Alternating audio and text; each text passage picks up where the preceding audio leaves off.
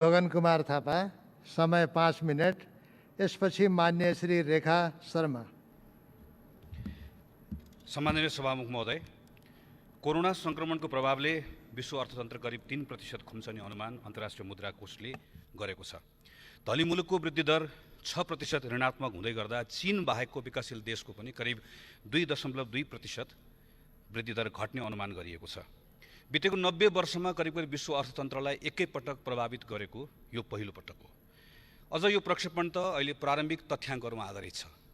यो भाइरस यसरी नयाँ ढङ्गले प्रकट भइरहेको छ, वैज्ञानिकहरूले यसरी झुकाइरहेको छ। यो कसरी अगाडि बढ्छ, यसको पटाक्षेप कसरी हुन्छ भन्ने कुराको बारेमा कसैले पनि ठोक्का गर्न सक्दैन। हामीले वुहानको बारेमा एउटा कुरा गर्यो 2 दिन अगाडि, आज नयाँ सिनेरियो देखिएको छ। सिङ्गापुरलाई सफल मोडल भन्यो, सिङ्गापुर आज आफै आक्रान्त भएको छ। स्विडिस मोडलको त्यत्रो चर्चा भयो, तर एउटा जनस्वास्थ्य विज्ञको गलत सल्लाह प्रधानमन्त्रीले मान्दै गर्दा आज स्विडेन पश्चाताप गरिरहेको छ। जे भए तापनि अनुमान लगाउन नसकिने अवस्थामा थुप्रै देशहरू छन्, हामी पनि छौँ।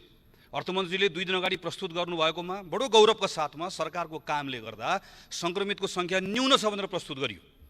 आज वात्तै 57-58 जना बढ्यो। नेपालमा पनि यसको अनुमान लगाउन नसकिने अवस्था छ।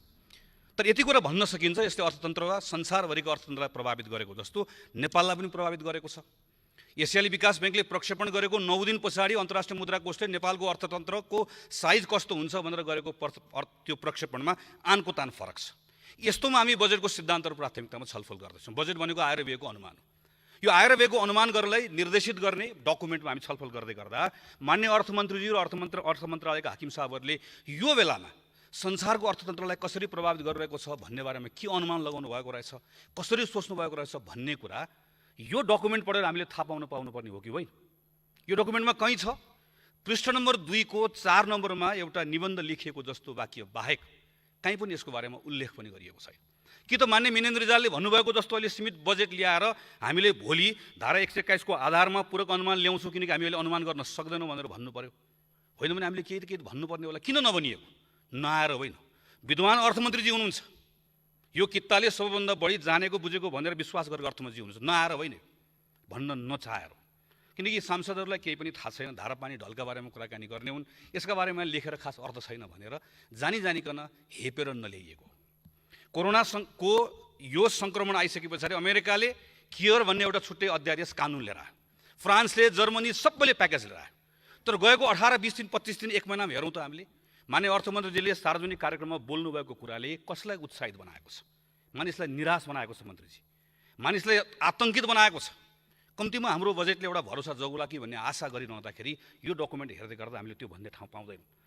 सम्मानित सभामुख महोदय, कोरोना नभएको भए यो बेलामा छलफल गर्दै गर्दा पनि हामी हाम्रो अर्थतन्त्रका बारेमा धेरै उत्साहित भएर छलफल गर्ने अवस्थामा रहने थिएनौँ भन्ने कुरा फागुनका तथ्याङ्कले हामीलाई बताउँछ। हामीले हिजो के गरेनौँ, जुन कुरा यो पटक हामीहरू गर्न जाँदैछौँ, कुनको क्रमभङ्ग हामी गर्दैछौँ, कहाँ हामी नवीनता ल्याउँदैछौँ, कहाँ हामी कुन कार्यक्रमलाई हामी निरन्तरता दिँदैछौँ, कुन सिद्धान्तमा टेकेर, यसका बारेमा के चर्चा गरिएको छ? केही पनि चर्चा गरिएको छैन। पृष्ठ 7 को 16 र 17 मा गएर भनिएको छ, म जे पहिला भनिएको करको दर होइन दायरा बढाएर म मेरो आम्दानी बढाउँछु। यो वर्ष तपाईँ कहाँनिरको कसरी करको हामी कहाँ गएर दायरा बढाउने, खर्च घटाउने बारेमा यस्तो मौका आउँदै गर्दा पनि एउटा ठोस साहस गरेर यो पटक म सार्वजनिक खर्च पुनरावलोकन आयोगले भनेको त्यसका सिफारिसहरू कार्यान्वयन गरेर म देखाइदिन्छु। म यो पटक 100औं ठाउँका ती फिजुल खर्चहरू कटौती गर्छु भन्ने साहस पाएको बेलामा पनि सरकारले भन्ने आँट गर्न सकेन। करिब 6 लाख मानिसहरू फर्कँदैछन्। ती मानिसहरूको बारेमा सरकारलाई धेरै चिन्ता छैन भन्ने कुराको लागि अहिले सिमानामा गएर हामी हेर्न गए हुन्छ, बाहिर खाडीमा रहेका मानिसहरूको बारेमा प्रधानमन्त्रीले भन्नुभएको अभिव्यक्ति सुन्ने हुन्छ। 4 लाख मान्छे यो पटक जाँदैनन्। 10 लाख मान्छेको सबैभन्दा पहिला खल्ती प्रभावित हुन्छ। खल्ती प्रभावित हुँदै गर्दा खुत्रुके प्रभावित हुन्छ। खुत्रुकेबाट मात्रै प्रभाव सीमित रहँदैन, ढुकुटी यसले प्रभावित गर्छ। किनकि हाम्रो इकोनोमीको सबै कुरा त्यहीँबाट सुरु हुन्छ। मागको, आपूर्तिको, वस्तुको, सेवाको, मुद्राको सबै कुरा त्यहीँबाट सञ्चालित प्रभावित हुँदै गर्दाखेरि यो हामी करिब 10 लाख मान्छेलाई हामी कहाँ लान्छौँ? अब त्यसका निम्ति मसँग समय भएन, पृष्ठ 11 हामी हेर्न सक्छौँ। हामीले भनेको कुरा हेरौँ। मानव कि योभन्दा पहिला ती सबै मानिसहरू एग्रिकल्चरमा काम गर्नका निम्ति इच्छा नभएर गएका हुन्। मानव कि योभन्दा पहिला तिनलाई साना उद्यम चलाउने उत्प्रेरणा थिएन, हामी त्यति भनिरहेका छौँ। हाम्रो गाउँमा मानिसहरू फर्केर गएका छन्, मन्त्रीजी गाउँमा गएका मानिसहरू बस्छन्, तर कृषिसँग मात्र जोडेर हेर्नु हुँदैन, उनको एजुकेसन र हेल्थलाई जोडेर हेर्नुपर्छ। मान्य मन्त्रीजीहरूले कति धेरै मान्य मन्त्रीजीहरूले यहाँ आएर मैले भनेको सुनिरहेको छु, कि हामीले स्वास्थ्यमा यो लगानी बढाउँ, स्वास्थ्यमा यो लगानी बढाउँ। गएको वर्ष करिब 5% मात्रै, 5 भन्दा पनि कम बजेट विनियोजन भयो। तपाईहरुको प्रत्येकको गाउँपालिका नगरपालिकामा तलदेखि माथिसम्म 4300वटा स्वास्थ्य संस्था, टिचिङ अस्पतालदेखि तपाईको गाउँको वार्डसम्म कस्तो बनाउने, कति बेडको बनाउने, कतिजना चिकित्सक राख्ने भन्ने बारेमा सबै अध्ययन भएर 74 सालदेखि स्वास्थ्य मन्त्रालयमा थन्किएर बसेको छ। यहाँ मात्र करिब यो वर्ष 10 अरब रुपियाँ खर्च गर्न सकिने योजना बनाएर राखिएको छ।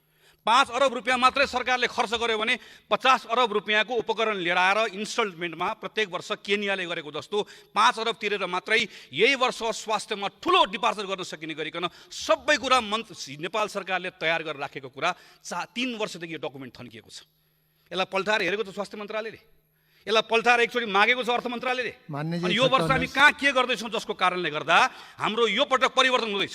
के मौकाहरू आएको छ, डिजिटलाइजेसनको मौका आएको छ, नयाँ नवप्रवर्धनको मौका आएको छ। मान्य उद्योग मन्त्री यहाँ आउनुहुन्छ, राष्ट्रिय योजना आयोगले हिजो मात्र गरेको निर्णय हामीले हेरौँ त।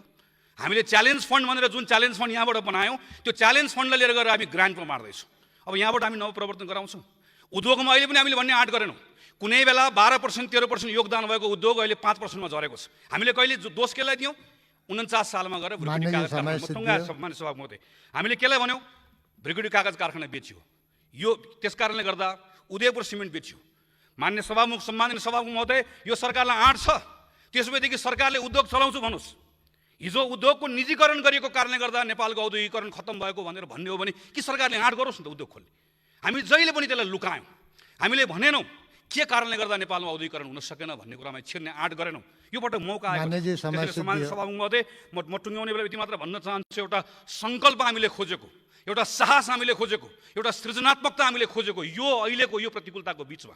तर सङ्केतहरू त्यतातिर त्यसले हामीलाई देखाइरहेका छैनन्। यसले हामीलाई थप निराश बनाउने एउटा सङ्केत बजेटको यो प्रारम्भिक डकुमेन्टले गरोस्। बजेट आउँदै गर्दा यो बदलियोस्, यही शुभकामना व्यक्त गर्न चाहन्छु। धन्यवाद। जय नेपाल।